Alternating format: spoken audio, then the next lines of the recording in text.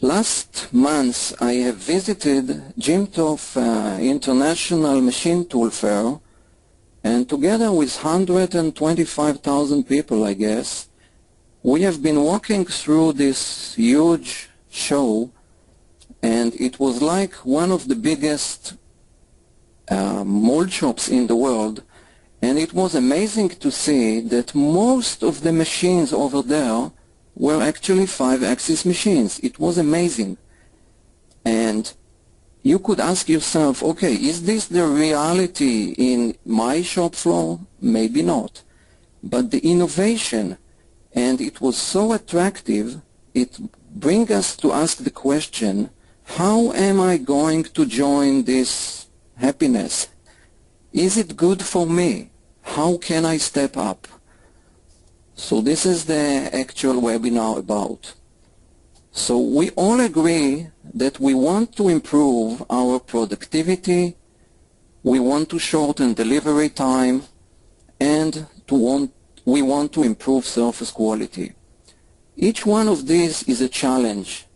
Doing the three together, it's really a big challenge, and everybody would like to know, how can I improve in all those three parameters in order to become more profitable? So probably I would count 5 elements that we have to implement in order to step up. And that is, first of all, having a high-performance 5-axis CNC machine, have a good working holding device, have advanced tooling proper to my job, have in-process measurement, and the capable and probable 5-axis CAM software. Let us briefly go into those items. High-performance 5-axis machines. There are hundreds of types and many brands and many different machines. I would categorize them in 3 major categories. Table machines, as shown here, are mostly for small jobs where you can quickly rotate the part and the table, but the tool remains in the same direction. So those can be vertical machines or horizontal machines, but mostly for small jobs. Medium-sized jobs mainly will go on a combination of table head machines like those shown here. And the large jobs like the bumper molds and very large parts will go on a head machine, because you don't want to rotate a 3 or 5 ton part very quickly. Probably it will not be so efficient. So choosing the correct 5-axis machine by itself is very crucial, but you have to understand just the beginning that we have those 3 categories to work with.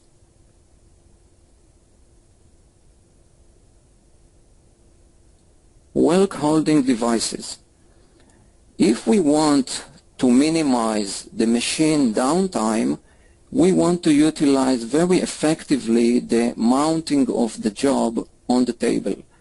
So we have those systems like System 3R, Aerova, or custom-made devices where you can mount your piece, your workpiece, on some plate, and you have a device connected to the table of the machine, and those two together are connected very quickly with item number 3, very quickly and very accurately and with high repeatability. So that will give us a minimal downtime, very accurate clamping, and in this way you eliminate errors and you are efficient.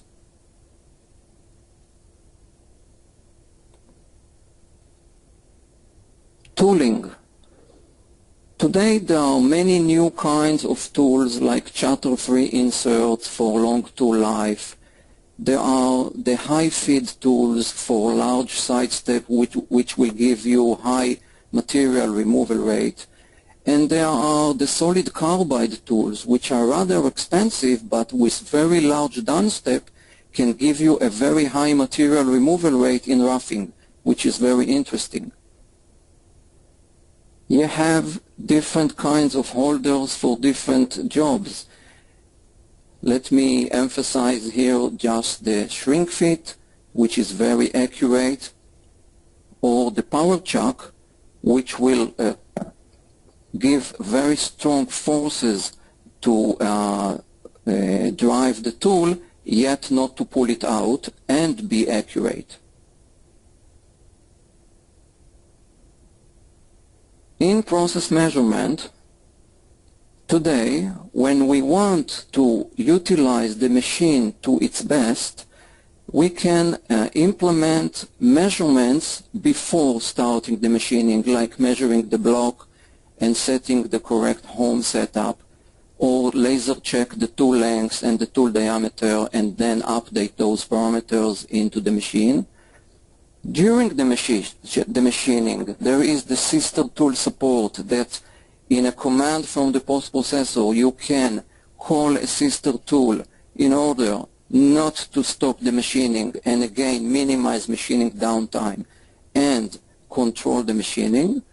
And at the end of the machining you can measure a few dimensions, update the home, update the tool diameters, tool lengths, or if a breakage occurs or the tool is worn, you can terminate the job. So all that can be controlled through the in-process measurement during your work. So, and the capable 5-axis CAD/CAM software will elaborate on that later. So you need probably to look at those 5 elements when you want to implement high productivity in your shop floor. What does the 5-axis CNC machine will allow us? Basically 2 things: efficient setups and shorter tools. It goes all down to those 2 components. And together with efficient setup and shorter tools, you can achieve improvement in productivity and improvement in profitability. What does it mean, efficient setups? On the left side, we see a major operation in the front of this cavity mold. But on the right side, we see that we can, on the same setup, if we rotate the table, we can operate some additional operations. This means I can use one setup for several operations. This is effective. What are the advantages and benefits of efficient setup? First of all, improve material handling at the shop floor. Less machine downtime. Machine is the most expensive parameter on your shop floor. Whenever the machine is not operating, you are losing money. So if you can minimize the machine downtime, you are now becoming more efficient. And this means improved productivity. Overall, you can be more flexible at your shop floor because there is less constraints of moving the job from one machine to another. So again, you have more flexibility. You can respond to shorter series of parts or to any changes happen on your shop floor. And you will get better blending, improved quality, because each setup reduces the quality or requires more time to get to quality. And also you can eliminate human mistakes because of manual input and because of extra setup job. So efficient setups is a very important target at the shop floor. Shorter tools. On the left side we see a radius at the bottom of this mold component that has to be milled with a small diameter and a long tool. On the right side, same tool diameter but much shorter. Because the head is tilted or the tool is tilted, you can get closer to the job with the holder and the tool, everybody can feel that immediately, is more robust and therefore will cut better. What are the benefits of shorter tools? First of all, less vibrations. Less vibrations means the tool is in its comfort zone. It can be, it dramatically improved surface quality and increased tool life. Even though the tool is not our target, okay, machining effectivity is our target, but on the side we can also increase tool life. Cut effectively, this is dramatically, with bigger downsteps and with faster feeds. And later on I will show you a real example how dramatically that can be.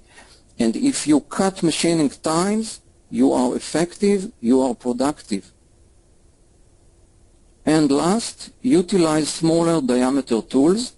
This is very important. In Japan, they initiated maybe in the 90s what they called the direct milling, which means take a rather small diameter and go down to the very bottom of the corners and the ribs and use less EDM. EDM is a very expensive process. It's time-consuming. It needs a lot of setup. It needs a lot of handling. And if you can eliminate the EDM, you are ahead. But what happens if the needed tool is too long? Then the direct milling is not efficient. But with tilting the tool and smaller lengths of diameter, when it's hanging out less, then direct milling becomes very, very attractive, and this is very good. Here we see a few examples of part production with 5-axis, and those are actually the aerospace, let's say, and the defense are the most traditional requirements for 5-axis, and those really started in the 80s and the 90s, like aerospace beams and impellers and blisks and blades and so forth. Those parts actually you can't cut unless you have a 5X technology. Later on, many other industries came in, like consumers, energy, and recently the medical.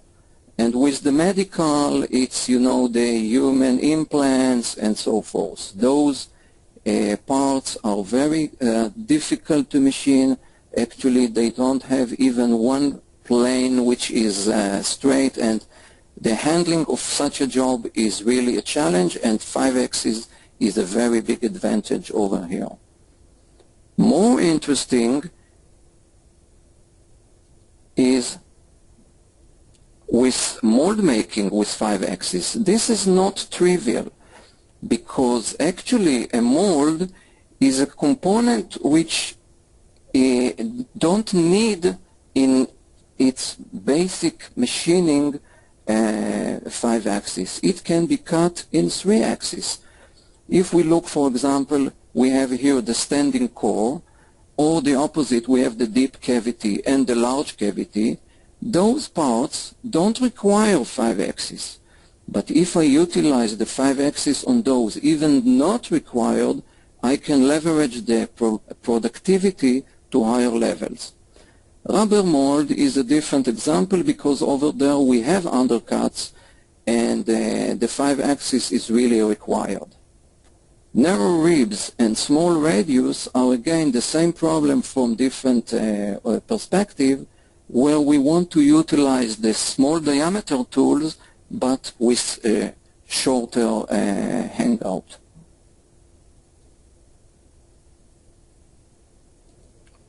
Let us see some applications that go with 5-axis. So people may say 5-axis, okay, everything has to run continuously, and all the axis X, Y, Z, B, C have to go simultaneously. No. As you can utilize the machine with less moving axis, your machining is more rigid, more robust, and the result is better. So 3+2 axis positioning is a very important niche, or actually the opposite, very important application for 5-axis. So mainly, let us start with roughing and finishing.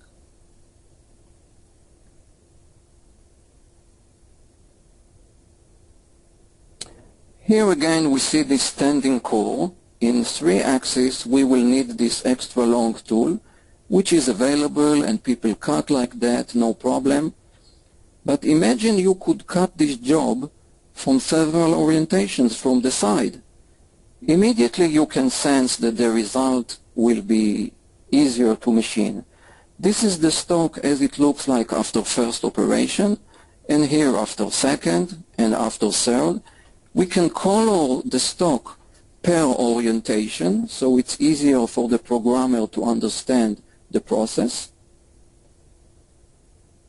And if we have a very large cavity, like bumper cavity, this mold can be like 2-3 meters in size. The whole head of the machine is sunk into the cavity. So here, it's better to find the orientation which would be the best and the optimal, and I would like to find this orientation before I go to calculate a tool pass for finishing, for example, that could run 30 minutes or 1 hour. So we see here that the application will give us the ability to look and find for the best orientation before the procedure was calculated. So we see now, we go into the procedure, click on the access, the machine is loaded with its structure and with its post-processor commands. You can manually play with the axis. Whenever it's red, this means there is a collision. So you can find your space of orientation, rotate the head and tilt it to the proper position, stick the tool to the area that you want to machine, like this green area, and when you zoom in now, you have the safety even to change the tool to a shorter tool. And immediately, when you are using a shorter tool, you're utilizing the machine more effectively. More effectively means productivity. So once you have found the correct position, now you go, execute, calculate the procedure, and you're safe because you have already checked the position before calculating the tool pass. So also for the programmer, we find efficient solutions to be optimal.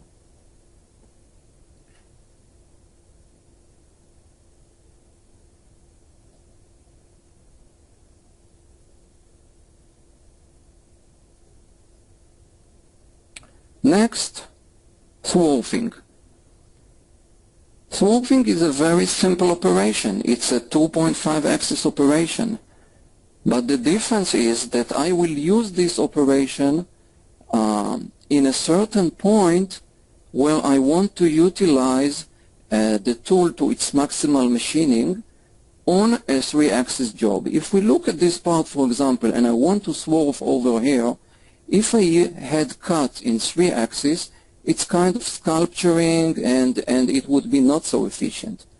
But if I could machine this from the side, then I utilize the whole flute length of the tool, and in one profile operation I remove a lot of material in a very good surface quality and very controlled machining conditions. So this is ideal. And here is an example of swarfing I took from YouTube. There are many applications that you can see. And another one. So swarfing can be continuous swarfing, can be position swarfing, but as you use the side of the tool, you are utilizing the tool to its maximal capability.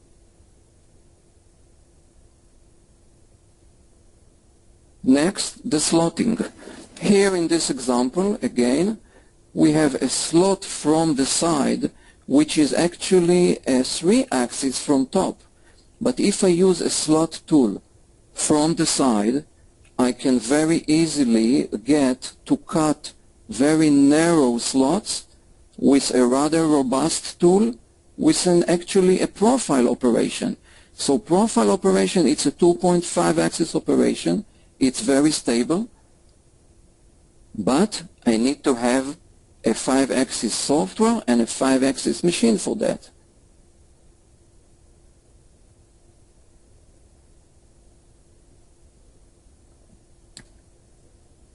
Pocketing. How can pocketing be a 5x? Pocket, it's a 2.5x operation. But if, like in this case, when I cut this pocket, I want the holder to be relieved from this geometry, I maybe pocket it from a constant tilt angle. And utilizing a constant tilt angle means for me actually a 2.5 axis operation. But since the tool is tilted, it's immediately a 5 axis.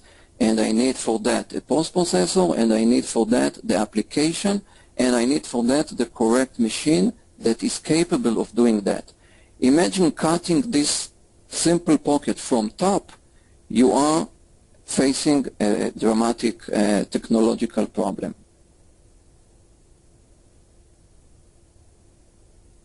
So that was positioning.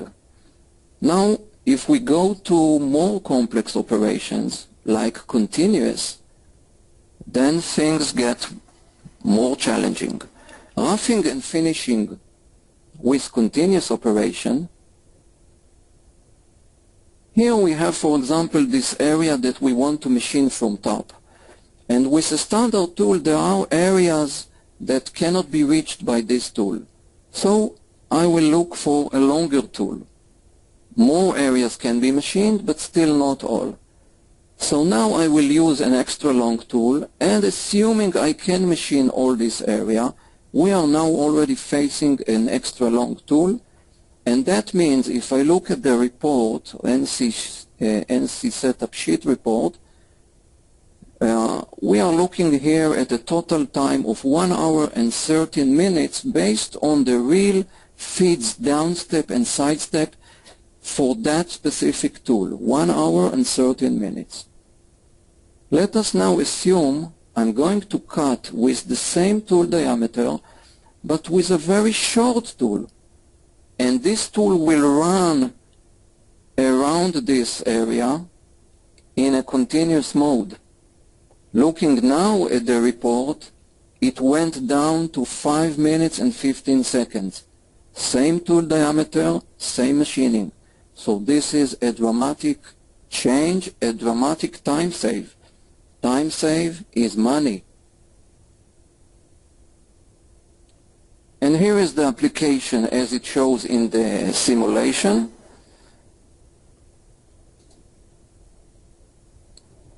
And here is same on the machine. So now, of course, we are utilizing the full 5-axis machine. All the axes are moving simultaneously. The holder is gauge checked and collision checked against the stock and the part and all the components of the machine. So this is really a challenge.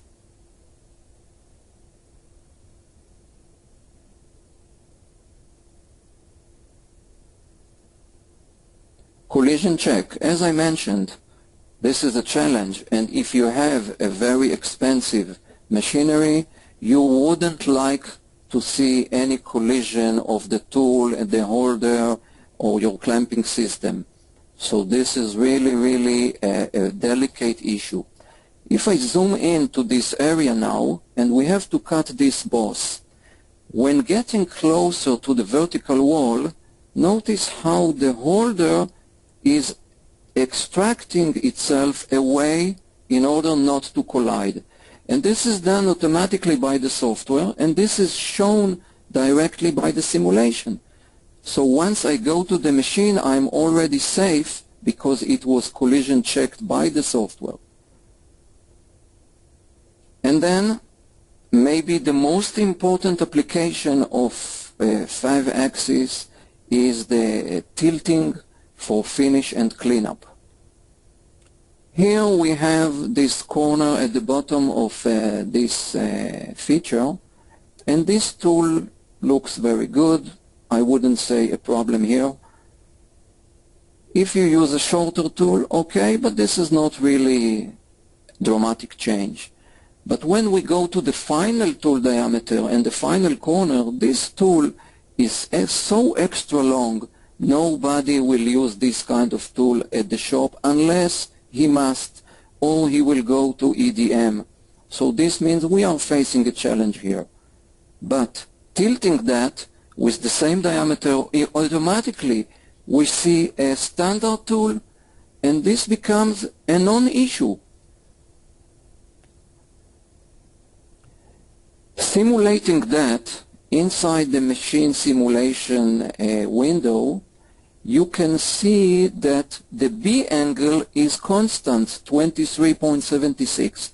So actually this is 4-axis and not 5-axis. And 4-axis is better than 5, as I said before. As you move less axis, it's better. So it's a challenge for the software to produce a toolpath with 4-axis movement, and the 5th is constant and not changing. So this is how it looks in reality. And here is another one. In this example, you see the cavity being machined, and the table rotates very fast, and the surface quality is very good, and the tool is tilted in standard fixed orientation, and just the table is rotating. This is the best utilization of tilting.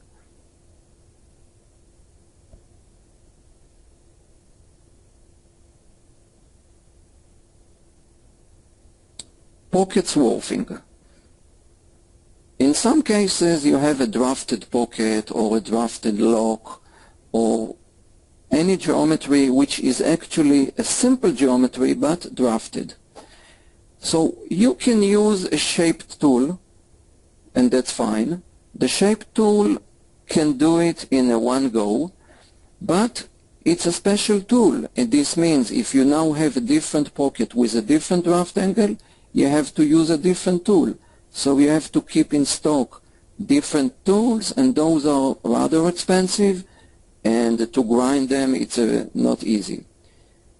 You can use the standard 3x milling, and that is fine, but this is time consuming.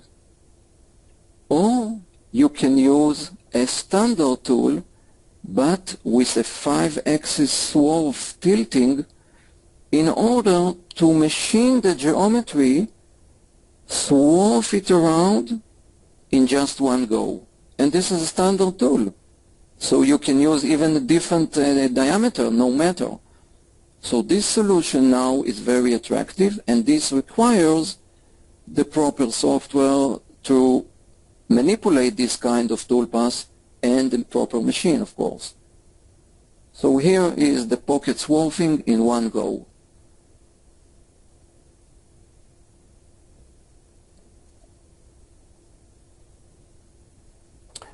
And the last is marking and engraving, where many times you need to write some text or mark anything on your component, on the mold.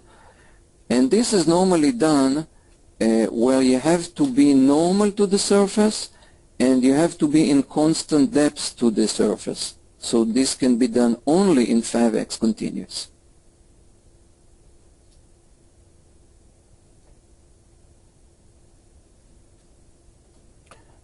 So those were some applications, and there are many more. So looking at the applications, we need to check that the application is strong and flexible enough to be able to program any geometry, any job type, any complexity level, but that is not enough. Many times you need a CAD for manufacturing support. CAD for manufacturing is different from CAD. It has to be available immediately when you need it. It has to be strong for those CAD operations which are typical for machining, and combining, of course, solid, surface, and wireframe.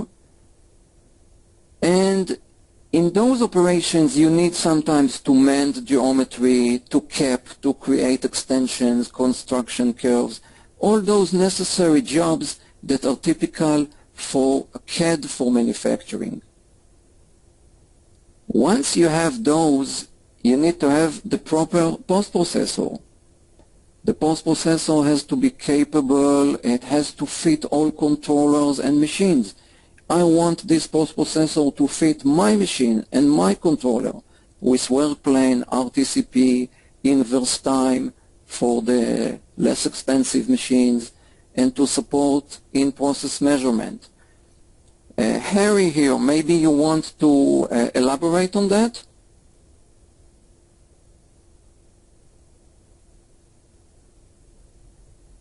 Well, Alan, my practical experience says that in many of the 5-axis implementations, post-processor is one of the key factors to make the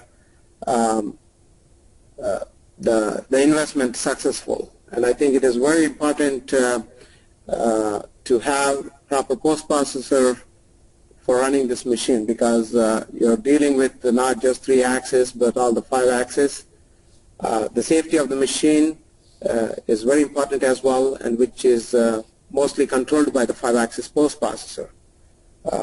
We always hear stories that somebody purchased a machine but hasn't been used in the way in which it should be because of the post-processor. So it's very important aspect of stepping up to 5-axis. You have to make sure that 5-axis post-processor can play a major role, and whatever the software you choose, and make sure that your provider, your person who is supporting that software can provide you a comprehensive 5-axis solution, fast and accurate. This is very important.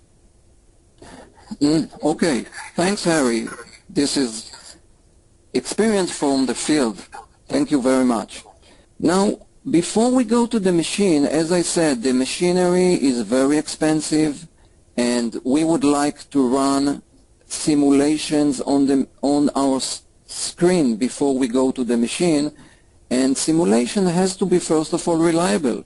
It has to reflect the real cutting process, show the part and the fixture as it is set up on the machine table, show the exact tool and holders and the material removal, machine structure, axis direction and limits. At the same time, it has to be fast. We don't have enough time to wait now hours for simulation. It has to be run fast but reliable. And you have to have it handy, means you can move to any single block, jump to a certain block, and you have to have a clear notification of any error and message if appears in order for you to go back to the software, modify, and run again. So the simulation is a crucial element because it will give you the safety and save your equipment. And last is your CAD/CAM provider. As we heard Harry, the provider for you has to be with the knowledge and has to transfer the knowledge to you and give you all the backup, make the implementation for you with you on your machines and your controllers and your specific jobs, and then give the training and the support and the online help when you are in trouble in your shop floor. So all those together will make your CAD/CAM the correct CAD/CAM for your application, for your 5-axis. So what I'm saying now as a summary, 5-axis is not a want. It is becoming now a must-have in order to boost your productivity, shorten your delivery time, and improve your surface quality. And to summarize, 5-axis machining is a productivity and profitability booster today. Thank you.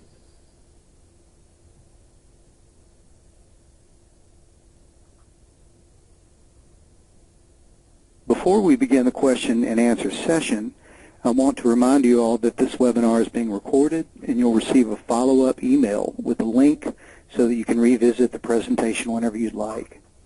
Here's our first question.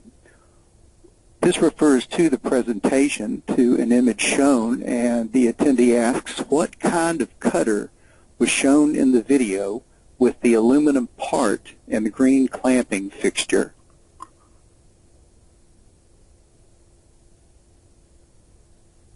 Okay, that was a movie I took from the YouTube. I believe it was what we call a barrel tool, a conic barrel tool. I have no further information on that.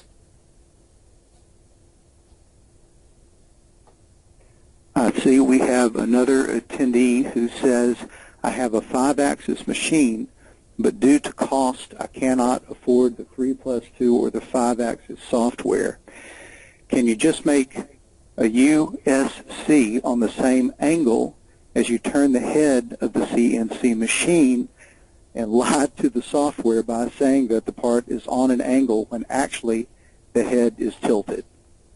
Okay, I'll answer it from a different perspective. Your machine at the shop floor is the most expensive component and your key for profitability and for productivity. Whenever you do not utilize the machine to its best capacity, you are losing money. Tools, holders, fixtures, automatic clamping devices, measuring systems, and software are all minor expenses relative to the machine. They all serve the machine.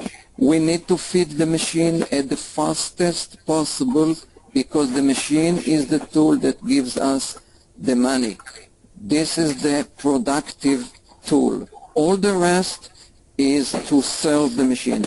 So I would say you could do, a patch of UCS, manual, and so forth. But you invest too much time and too much effort in programming, and this is off. You are losing advantage, and you are lagging behind. I would go, don't be afraid, check it out, invest in the software, go ahead, take the training, and you will not be you will not regret it. In a year from now, you will look back and say, how could I program manually on such an expensive machine? Another question asks, can we machine electrodes with 5-axis equipment? Very good question. Thank you for this question. I didn't cover the electrodes, but of course, electrodes can be cut in 5-axis. We have customers. I visited a customer in Portugal who is doing all day just electrode machining with a set of 3-axis and 5-axis with full robotic cells with a very, very nice setup. So of course 5-axis is applicable on electrodes very well. Have another attendee who is concerned with the time that would take to ramp up to implement 5-axis machining and then to actually begin production. Again, a very good question, because this is a very scary point, and I would say it's not the time, but it's a kind of a change in your mindset. Once you understand you have a 5X machine and you want to utilize it to its maximal capability, now the question is, how should I attack this kind of job? From which directions and what methods should I use? Once you are there, the rest is very simple. I mean, take the training and the implementation. It's a matter of few weeks and that's it. Then you are left with your own knowledge and with your own capabilities, and your mindset is a 5-axis mindset. Now you are in a complete new game. Alon, I just want to add to that question. Please. It's very important that when you wanted to step up to 5-axis cutting, just not the 5-axis machine. As Alan was showing different aspects of the puzzle, if you don't plan them, your implementation can go wrong, and it can take longer. Let's say if you buy a machine but you didn't plan the work holding devices, you bring the machine, install, and then find out that, I didn't get the proper work holding devices, then you are waiting for it. If you try to use the 3-axis tooling on the 5-axis, then you will not see the results what you want. Similarly, if you don't plan better in-process measurement, like for example laser checking of the tools, because when you are in 5-axis, you are operating from multi-axis. So blending of various tools is very, very important. To see not any mismatch in the blending, you need to have the tool measurement very accurately done. And also you have to make sure that you load the tools properly. This brings up a very important, I will share it during my customer story presentation as well, that you have to have the proper software with the proper post-processor which can do some in-process measurements and caution you from any collisions or things like that. So yes, it could be scary, but if you go with the proper mindset, the implementation should be very, very quick.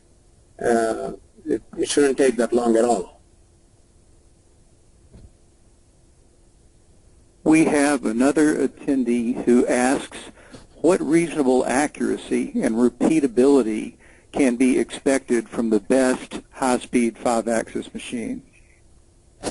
Well, I would say walking around, as I said in Jim Toph's show, or visiting the major machine tool makers like Morisaki, Mazak, Makina, Okuma, the bigger ones, you will see how accurate it is. It's just unbelievable. I'm speaking in millimeters, not in inches, but I would say there is a huge gap of accuracy and repeatability achieved in the recent years. You just need to see it in order to believe how accurate, how smooth the machine runs, how fast they run. It's just a new game compared to 5 years and 8, 10 years ago. Here we have a guest who is concerned about a situation where he's already cutting electrodes and says that in order to hold such extremely tight tolerances, he has to run 3+2. Do you have any suggestions? 3+2 is very good. 3+2, if you can complete the job with 3+2 with short tools, that's the best. If you have to utilize 5x continuous, this means you couldn't do it very well with 3+2. So once you get to 5x continuous, that's okay, but this is more complex programming with tilting and then simulation and so forth. So if he is happy with 3+2, that's just fine. We're not pushing to exotic continuous motions, absolutely not. But it's kind of another tool in your toolkit. You can choose it whenever you need it. If you don't need it, use it simpler like 3+2.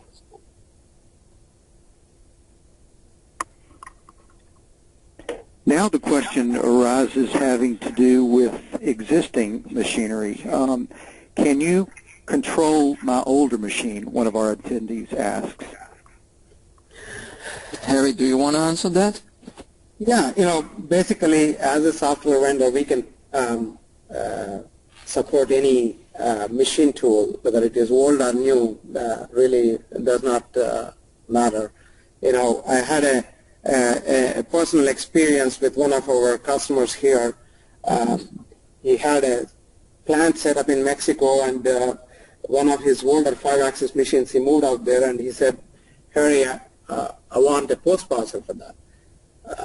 They asked me for a positional post-processor for that because all these probably 10, 12 years, they were of the opinion that that machine was only a 3+2 machine. But when I went down there, when I started looking at the controller and started making the post, I told this machine is capable of cutting 5-axis continuous, and they were all in awestruck, So older machines does not mean that they are not good.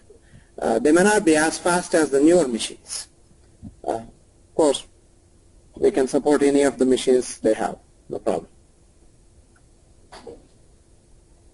Well, gentlemen, I believe that we have addressed all of the questions that have been submitted so far. I'd like to thank you for a fascinating talk with us today. Thank you so much for joining us. Thanks to all of you in the audience as well. We'll hope you'll find this information valuable. If you have any other questions, or if you're viewing a recorded version of this seminar, please feel free to email our speakers at the address listed on the screen. On behalf of Modern Machine Shop and Cimatron Technologies, thanks again for your time and interest.